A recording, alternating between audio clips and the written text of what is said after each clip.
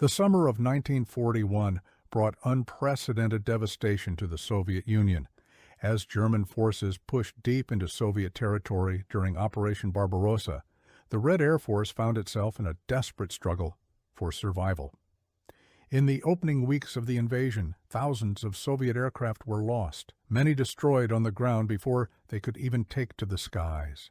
The Soviet aviation industry faced an existential crisis, and the need for fighter aircraft became more urgent with each passing day. Among the aircraft that emerged during this dark period was a fighter that would become both celebrated and controversial in equal measure. The LaGG-3, a designation that combined the initials of its three designers, Lavochkin, Gorbanov, and Gudkov, represented an unusual approach to fighter design. At a time when other nations were increasingly turning to all-metal construction, the Soviets chose a different path, one dictated by necessity as much as by choice. The LaGG-3 was constructed primarily from wood, or more precisely, from a specially treated plywood called delta wood. This material consisted of multiple layers of birch veneer, bonded together with phenol formaldehyde resin, creating a composite that was surprisingly strong and, crucially, impervious to fuel and oil. The decision to use wood wasn't born from technological backwardness, as some might assume, but from strategic necessity. The Soviet Union needed to preserve its aluminum stocks for other critical applications, and wood, particularly in a nation covered by vast forests, was abundantly available. When German forces began capturing Soviet airfields in the early months of the war, they inevitably came across examples of their opponents' aircraft. Among these were the formidable Messerschmitt Bf-109, arguably the finest fighter aircraft in the world at that time. The Bf-109 represented the pinnacle of German aeronautical engineering, with its powerful Daimler-Benz engine, sleek all-metal construction, and devastating armament. German test pilots spoke highly of their mount, and for good reason. It was fast, maneuverable at high altitudes, and had proven itself in combat from Spain to the English Channel. The Soviets, naturally curious about their enemy's equipment, began conducting their own evaluations of captured Bf-109s. They repaired damaged aircraft, repainted them with Soviet markings, and assigned experienced pilots to fly them. What happened next surprised many in the Soviet aviation establishment. Despite the Bf-109's superior performance on paper, many Soviet pilots who flew both types expressed a distinct preference for their own LaGG-3. This preference seemed to defy logic, and it raised an important question that we're exploring today. Why would experienced combat pilots choose what appeared to be an inferior aircraft over a technically superior one? To understand this paradox, we must first examine what made the LaGG-3 such a controversial aircraft within Soviet aviation circles. The fighter entered service in 1941, just as the German invasion began. From the outset, it faced criticism. Soviet pilots quickly nicknamed it the Guaranteed Varnished Coffin, a dark play on its LaGG designation, referring to its wooden construction and tendency to catch fire when hit. The aircraft was heavier than intended, which affected its performance. Its Klimov M105 engine, while reliable, lacked the power needed to give the heavy fighter the performance its designers had envisioned. On paper, the comparison between the two aircraft seemed straightforward. The Bf-109, particularly the Friedrich variant that dominated the Eastern Front in 1941 and 42, could reach speeds exceeding 600 kilometers per hour. The LaGG-3, meanwhile, struggled to reach 550 kilometers per hour under optimal conditions. The German fighter could climb faster, had a higher service ceiling, and in the hands of a skilled pilot was more maneuverable at high altitudes. These were significant advantages in aerial combat, where speed and altitude often determined who lived and who fell. Yet the story of aircraft performance isn't told solely through numbers on a specification sheet. Real-world combat introduced variables that fundamentally changed the equation. Soviet pilots operated under conditions vastly different from their German counterparts, and these conditions played a crucial role in shaping their preferences. Consider the environment in which Soviet pilots fought. The Eastern Front stretched across thousands of kilometers, from the frozen Arctic to the shores of the Black Sea. Much of this vast territory lacked the developed infrastructure that Western Europe took for granted. Soviet airfields were often little more than cleared fields, hastily prepared strips of earth that turned to mud in spring and autumn, froze solid in winter, and threw up clouds of dust in summer. This was a far cry from the concrete runways that Luftwaffe units increasingly enjoyed, even in occupied Soviet territory. The LaGG-3, despite its shortcomings, proved remarkably suited to these harsh conditions. Its robust construction could withstand the punishment of rough field operations.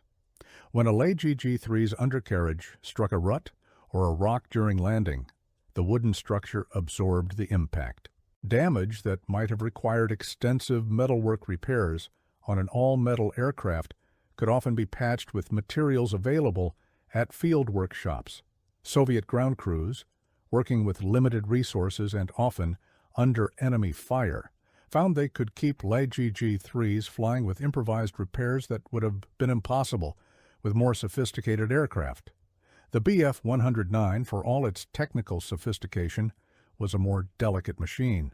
Its narrow track undercarriage, while reducing drag in flight, made ground handling treacherous, particularly on unprepared fields.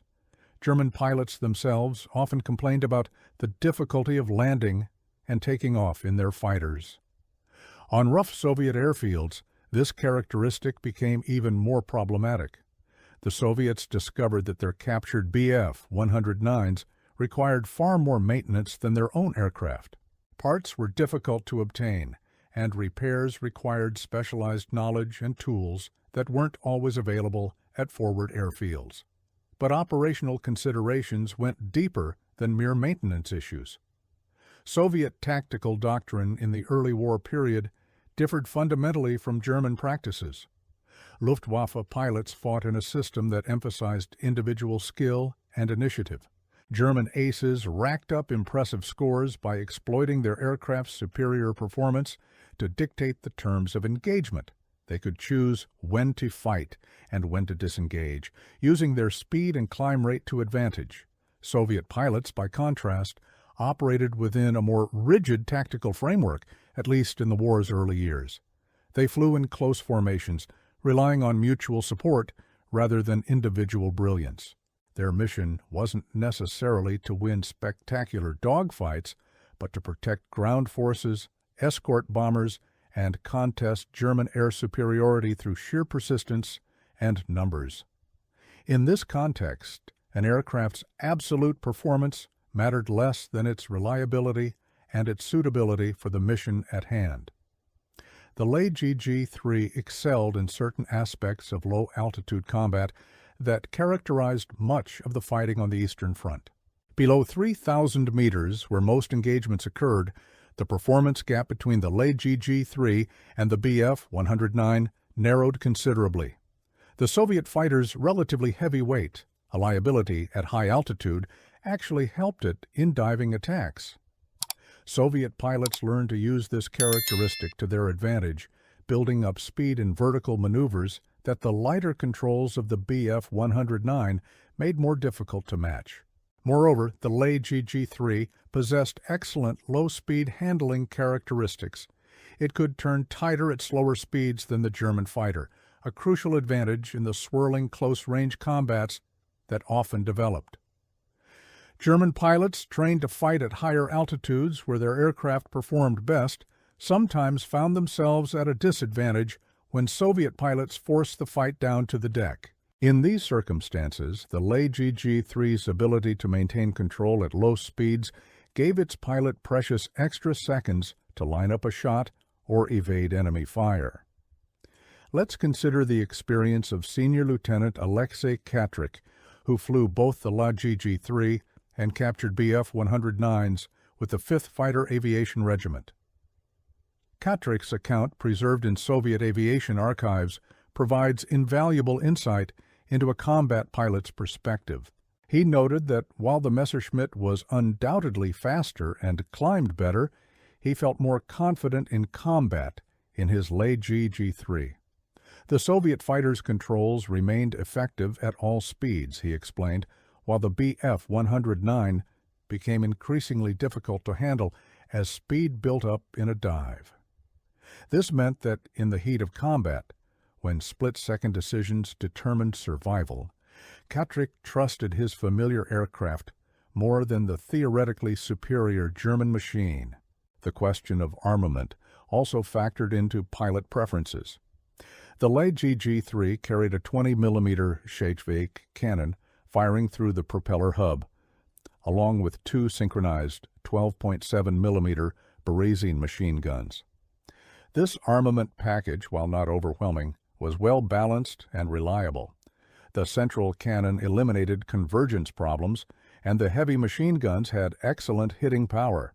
Soviet pilots appreciated that their weapons were designed to function in the harsh Russian climate, where temperatures could plunge to 40 degrees below zero in winter. The captured Bf-109s presented armament challenges. Early models carried only machine guns, which Soviet pilots found inadequate against armored targets. Later variants with cannon armament were better, but the Germans used different ammunition types that weren't always available in Soviet stocks. This meant that captured aircraft often flew with mixed loads or reduced ammunition, limiting their combat effectiveness. Additionally, the German gun systems required different maintenance procedures that Soviet armorers needed time to master. Pilot comfort and ergonomics played a larger role than might be expected. The LaGG-3's cockpit, while cramped by modern standards, was designed around Soviet pilots wearing heavy winter flight suits. The controls were arranged in a logical manner that Soviet pilots found intuitive. Visibility, while not exceptional, was adequate for the type of combat Soviet pilots typically encountered. The aircraft's heating system, crucial for operations in the Russian winter, was simple and reliable. The Bf-109's cockpit presented several challenges for Soviet pilots. The narrow fuselage meant a cramped working environment, particularly for larger pilots. The canopy design restricted rearward visibility, a significant liability given Soviet tactical practices that emphasized mutual support and formation flying. German pilots trained from the beginning in these aircraft adapted to these limitations, but Soviet pilots transitioning to captured machines found them off-putting. Several pilot accounts mention feeling more vulnerable in the Messerschmitt, unable to see threats approaching from behind as easily as in their own aircraft. Environmental factors extended beyond cold weather operations. The Soviet Union's vast forests and sparse population meant that pilots who had to bail out or crash land faced very different prospects than those in Western Europe. A downed pilot in Soviet territory might be hundreds of kilometers from friendly forces with only partisan support available, if they were lucky.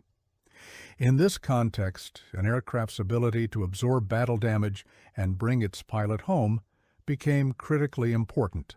The LaGG-3's wooden structure demonstrated surprising resilience to battle damage. Unlike metal aircraft, where a single cannon shell could cause catastrophic structural failure, the wooden construction of the LaGG-3 tended to produce localized damage. Wood absorbed impacts differently than metal, with damaged areas often remaining partially functional. Soviet pilots told stories of returning to base in LaGG-3s with damage that would have brought down all metal fighters. The aircraft's structure, while not immune to battle damage, proved forgiving of hits that didn't strike vital components. This characteristic took on added significance given the nature of aerial combat on the Eastern Front. Engagements often occurred at close range, where the likelihood of sustaining hits was high. An aircraft that could absorb punishment and continue flying gave its pilot a better chance of survival. Soviet pilots, acutely aware of the long distances to friendly territory and the uncertain fate of those who fell into German hands, valued this survivability highly. The fire resistance of the LaGG-3's Delta wood construction deserves special mention. While the aircraft could certainly catch fire if fuel tanks were hit, the structure itself was less flammable than might be assumed. The phenol resin treatment made the wood resistant to burning, and many instances exist of LaGG-3s returning to base with fire damage that would have consumed wooden aircraft of earlier designs. This fire resistance wasn't absolute, and Soviet pilots remained wary of the danger, but it represented a significant improvement over untreated wooden construction. Fuel considerations also influenced pilot preferences. The LaGG-3 ran on lower-grade aviation fuel than the Bf-109's thirsty Daimler-Benz engine required. This might seem like a technical detail, but in the context of wartime logistics, it had real operational impact. Soviet fuel supplies, while improving as the war progressed, remained a constraint throughout the conflict. Aircraft that could operate on available fuel grades enjoyed an advantage. The captured Bf-109s required high-octane fuel that wasn't always readily available at forward bases, potentially grounding them at critical moments. The psychological dimension of pilot preference cannot be ignored. Soviet pilots flew the LaGG-3 not just as a weapon, but as a symbol of Soviet industrial capability and national resistance. Despite its shortcomings, the aircraft represented their country's determination to fight back against the invasion. Flying a German aircraft, even one that performed better, carried different connotations. Some pilots felt uncomfortable in enemy machines, regardless of their technical merits. This psychological factor, while difficult to quantify, influenced how pilots viewed and operated their aircraft. Training played a crucial role in determining aircraft effectiveness. Soviet pilots trained in LaGG-3s understood their aircraft's strengths and limitations intimately. They knew how to extract maximum performance from their fighters, when to engage and when to avoid combat, and how to use terrain and altitude to advantage. This familiarity, built over hundreds of hours, couldn't be instantly replicated in a captured aircraft, no matter how superior its specifications. When Soviet pilots flew Bf-109s, they were operating an unfamiliar machine, unable to push it to its limits with the same confidence they felt in their own fighters. The evolution of Soviet tactics throughout the war further illuminated the wisdom of pilot preferences. As the Red Air Force gained experience and developed more sophisticated tactics, it did so around the capabilities of aircraft like the LaGG-3. Fighter units learned to use their aircraft's strengths while minimizing exposure to enemy advantages. They developed formations that leveraged mutual support, attacked from unexpected angles, and used the environment to even the odds against technically superior opponents. Soviet pilots discovered that the LaGG-3 performed particularly well in the ground attack role that became increasingly important as the war progressed. The aircraft's robust construction allowed it to operate at low altitude where anti-aircraft fire was intense. Its ability to carry bombs and rockets, combined with its cannon armament, made it effective against ground targets. Soviet commanders increasingly used LaGG-3s in mixed fighter-bomber roles, supporting ground forces and attacking German logistics. In this mission profile, the aircraft's shortcomings as a pure fighter mattered less than its versatility and toughness. The winter of 1941 and 42 provided a severe test of aircraft performance under extreme conditions. Temperatures dropped to levels that would have seemed unimaginable to pilots operating in other theaters. Equipment failed, engines refused to start, and maintenance became a battle against the elements. The LaGG-3, despite its other issues, proved remarkably reliable in these conditions. Its wooden structure didn't suffer the same thermal stresses as all-metal aircraft. Its systems, designed with Russian winters in mind, continued functioning when those of more sophisticated aircraft failed. German aircraft, including the Bf-109, encountered severe difficulties in the extreme cold. Engines required extensive preheating before starting, reducing readiness. Hydraulic systems became sluggish or failed entirely. Even fuel could gel in tanks if aircraft weren't properly prepared. Soviet ground crews working with their own aircraft had developed procedures for cold weather operations. They knew how to protect engines, maintain batteries, and keep systems operational. These same crews struggled with captured German aircraft whose cold weather requirements were less familiar. The accounts of Soviet test pilots who evaluated captured aircraft provide fascinating insights. These pilots, among the most skilled in the Red Air Force, approached the comparison with professional detachment. Their reports acknowledged the Bf-109's superior speed and climb rate. They noted its responsive controls at moderate speeds and its excellent high-altitude performance. Yet even these expert pilots, who presumably could adapt to any aircraft, often concluded that for the conditions and missions typical of the Eastern Front, the LaGG-3 remained the more practical choice. Major Mikhail Vasilyev, a test pilot who flew virtually every Soviet and captured aircraft type during the war, provided a particularly illuminating assessment. In his technical report, Vasilyev noted that the Bf-109 was undoubtedly the better aircraft in absolute terms. If given a choice for combat in Western Europe, with its prepared airfields and shorter distances, he would choose the Messerschmitt. But for fighting on the Eastern Front, with its unique challenges and conditions, he would take the LaGG-3 every time. His reasoning encapsulated the practical wisdom that frontline pilots had already discovered through experience. The role of industrial production capabilities cannot be overlooked in this discussion. The Soviet Union could manufacture LaGG-3s in factories that didn't require sophisticated aluminum processing capabilities. Plants that had produced furniture before the war could be converted to aircraft production, utilizing workers whose skills transferred readily to wooden aircraft construction. This industrial flexibility proved crucial in the desperate days of late 1941 and early 42, when Soviet industry was still recovering from the disruption of evacuation and reorganization. Maintaining a fleet of captured Bf-109s would have required establishing entirely new logistics chains.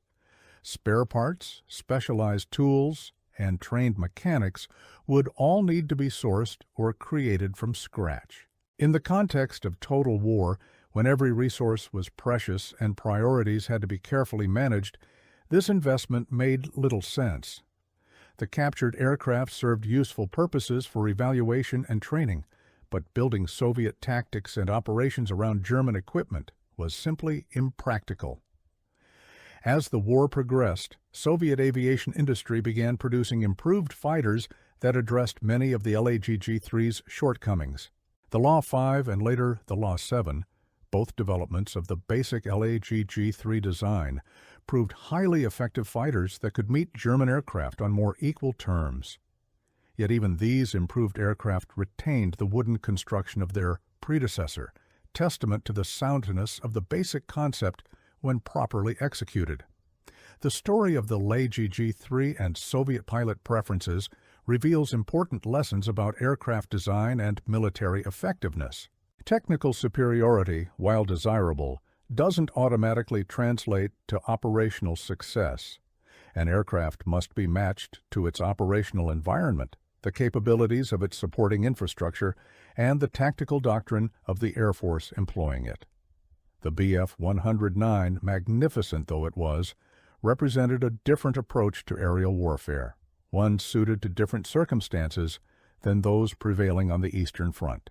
Soviet pilots who preferred their LaGG-3s weren't displaying ignorance or stubborn nationalism. They were making informed judgments based on practical experience. They understood that, in their world, an aircraft that could operate from rough fields, survive battle damage, fly in extreme weather, and be maintained with available resources was more valuable than one with superior performance, but greater demands and limitations. the maintenance burden deserves further examination. A Soviet fighter regiment operating LaGG-3s could keep its aircraft flying with relatively modest support. Ground crews worked with familiar materials and techniques. Damaged aircraft could often be repaired at field level without specialized equipment. Compare this to the challenges of maintaining captured German aircraft. Every damaged component required either cannibalization from other wrecks or fabrication from scratch. Specialized ammunition for German guns had to be carefully husbanded. Engine maintenance required knowledge of German procedures and access to specific tools and materials. Consider a typical scenario from the winter of 1942. A Soviet fighter regiment receives several captured Bf-109s alongside their standard LaGG-3s. Initially, pilots are excited to fly the German fighters, but within weeks, problems emerge. One Messerschmitt throws a propeller blade and requires a replacement that isn't available. Another develops engine trouble that ground crews can't diagnose without German technical manuals. A third suffers landing gear damage on a rough field that would have been minor in a LaGG-3, but requires extensive repair on the all-metal German fighter. Meanwhile, the regiment's LaGG-3s continue flying despite their limitations because the infrastructure exists to support them. This scenario, repeated across the Eastern Front, explains why captured German aircraft rarely saw sustained operational use by Soviet forces. They might fly for evaluation, training, or special missions, but they didn't become regular equipment for frontline units. The practical difficulties of sustaining operations with enemy equipment overwhelmed whatever advantages the aircraft themselves offered. The human factor extended beyond mere familiarity with equipment. Soviet pilots had grown up in a different aviation culture than their German counterparts. Soviet training emphasized collective action, prescribed tactics, and mutual support. German training focused more on individual initiative and exploitation of aircraft performance advantages. These different approaches created pilots with different strengths and weaknesses. A Soviet pilot trained to think in terms of formation tactics and coordinated attacks might not instinctively exploit the individual performance advantages of a Bf-109. Meanwhile, the same pilot working within a familiar tactical framework in a LaGG-3 could be highly effective. Weather conditions on the Eastern Front created another dimension of preference. Soviet pilots regularly flew in conditions that would have grounded air forces in other theaters. Low clouds, snow squalls, and poor visibility were common. In these conditions, instrument flying skills and familiarity with one's aircraft became critical. The LaGG-3's straightforward systems and predictable handling made it easier to fly when visibility dropped to minimums. The Bf-109, with its touchier controls and less forgiving landing characteristics, became more dangerous in poor weather.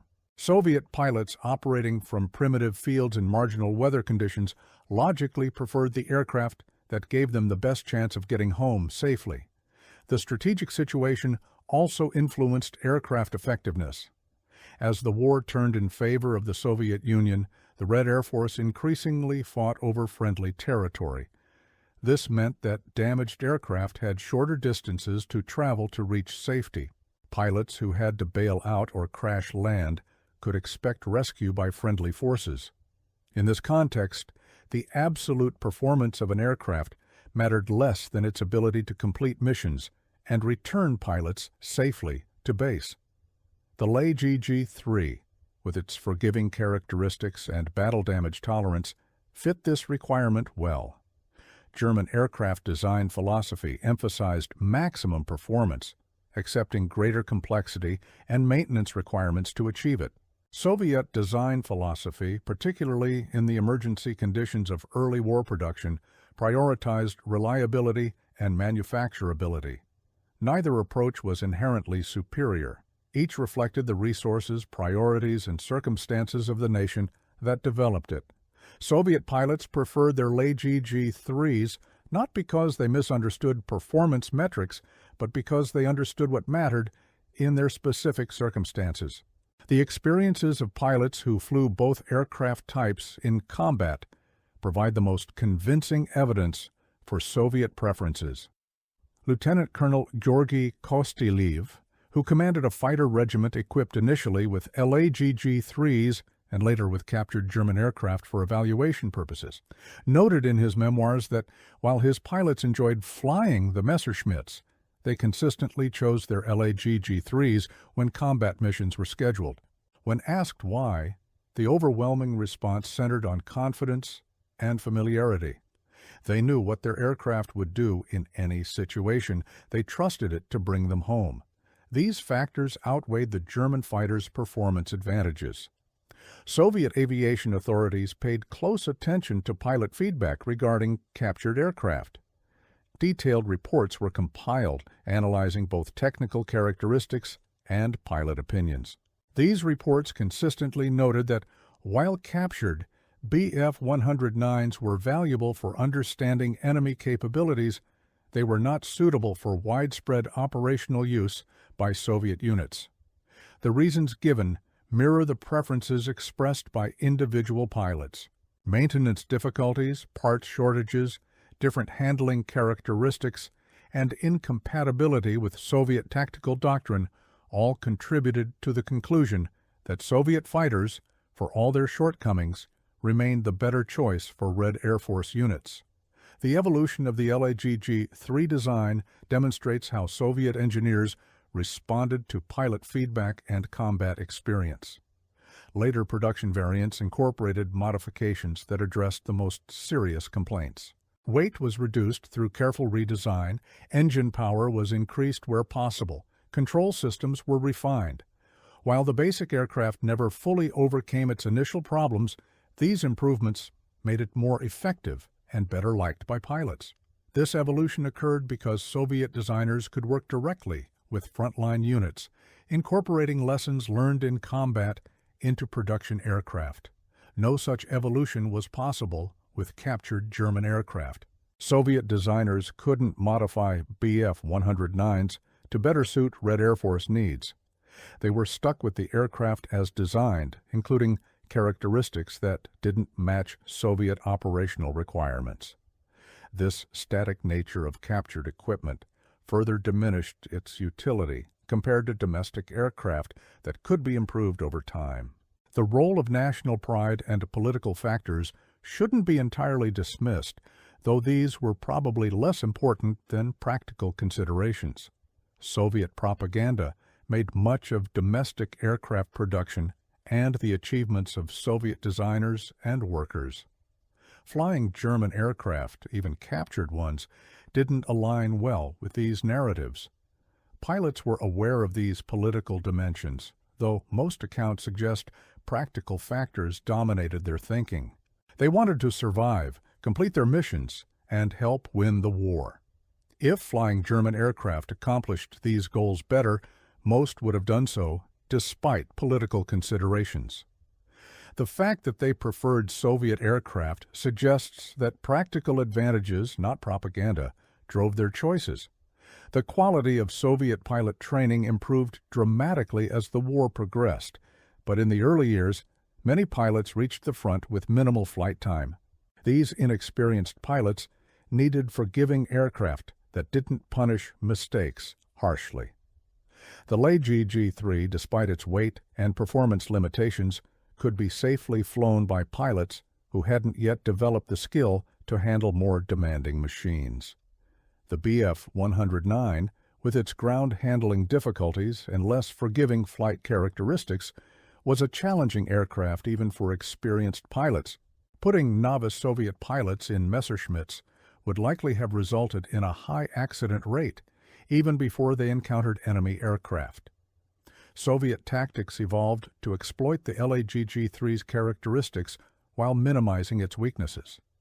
Fighter regiments learned to avoid high-altitude combat, where German aircraft had clear advantages. They developed ambush tactics, using ground clutter and terrain to approach enemy formations undetected.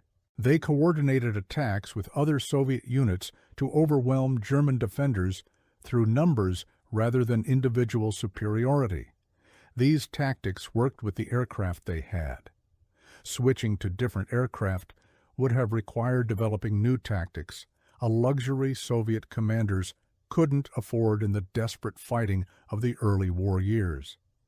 The story of Soviet pilots and their aircraft preferences ultimately reveals a truth that transcends specific aircraft types. Success in warfare depends not just on having the best equipment, but on having equipment matched to operational needs, supported by adequate logistics, employed within a sound tactical framework, and operated by personnel trained in its use.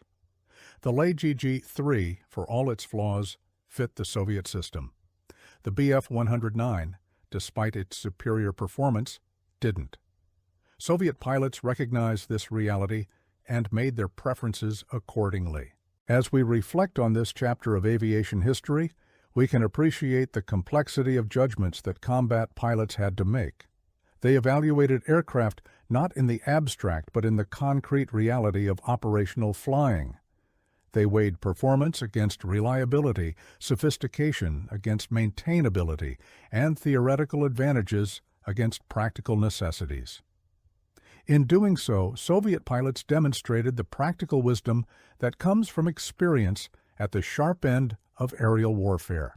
The LaGG-3 served throughout the war, gradually being replaced by improved designs, but never entirely disappearing from frontline service. It fought in every major campaign, from the defense of Moscow to the final assault on Berlin. Soviet pilots flew it with increasing skill and confidence, learning to extract every bit of performance from their wooden fighters.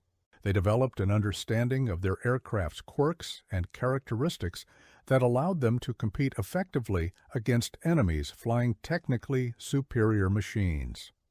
When the war ended and historians began analyzing the Eastern Front air war, the LaGG-3 was often dismissed as an inferior aircraft that Soviet pilots had to endure until better fighters became available. This assessment, while containing elements of truth, misses the deeper reality. Soviet pilots didn't merely endure their LaGG-3s. Many actively preferred them to alternatives, including captured German fighters that experts assured them were superior. This preference, born of hard experience and practical judgment, tells us something important about the nature of military effectiveness and the gap between theoretical performance and operational reality. The lessons from the story remain relevant. In evaluating military equipment, we must consider not just technical specifications, but the entire system in which the equipment operates.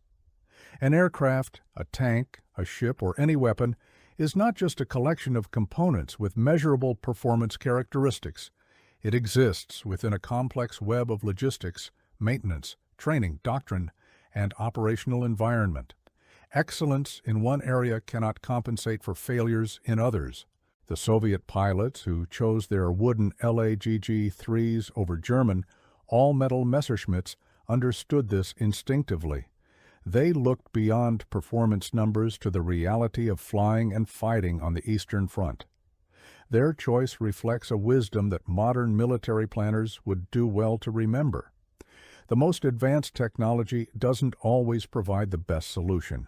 Sometimes a simpler, less sophisticated option better serves the needs of those who must use it in combat.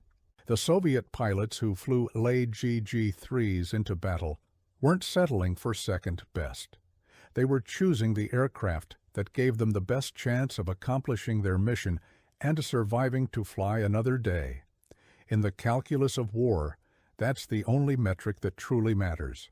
As the factories produced their wooden fighters and the pilots flew them into combat, they were writing a chapter in aviation history that deserves to be remembered not for the aircraft's limitations, but for the practical wisdom of those who flew it. The LaGG-3 wasn't the fastest fighter or the highest climbing or the most heavily armed.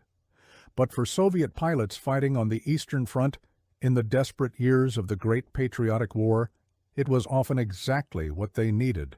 And sometimes, in war, as in life, good enough is better than perfect, especially when perfect comes with complications that make it less effective in practice than it appears on paper. The wooden fighter, with the allegedly inferior performance, outlasted many supposedly superior aircraft because it fit the needs of those who flew it and the system that supported it. That's a lesson worth remembering, and it's why Soviet pilots, when given the choice, so often preferred their LaGG-3s to capture German Bf-109s. They understood what worked in their world, and they trusted their own judgment over what specifications promised. History proved them right.